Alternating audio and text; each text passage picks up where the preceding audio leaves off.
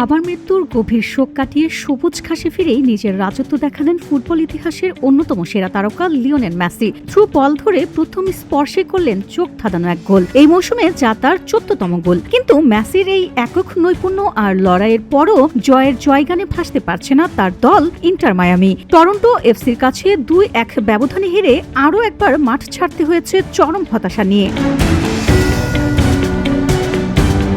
নিজের ঘরের মাঠ নো স্টেডিয়ামে বল দখলের লড়াই আর আক্রমণে পুরোটা সময় ছড়ি ঘুরিয়েছে মায়ামি। তবে গোলের মুখ দেখতে তাদের অপেক্ষা করতে হয়েছে ম্যাচের 82 মিনিট পর্যন্ত। রদ্রিগো ডি পলের দুর্দান্ত পাস থেকে লক্ষ্য ভেদ করে আশার আলো জ্বালিয়েছেন মেসি, কিন্তু তার আগে দ্বিতীয়ার্ধের মাত্র 3 মিনিটের ব্যবধানে জশ সার্জেন্ট ও ডেরিক এতিয়েন জুনিয়রের 2 গোলে টরন্টোর কাছে ব্যাকফুটে চলে যায় স্বাগতিকরা। শেষ দিকে মেসির আকুল চেষ্টা সত্ত্বেও সেই হার আর এড়ানো যায়নি।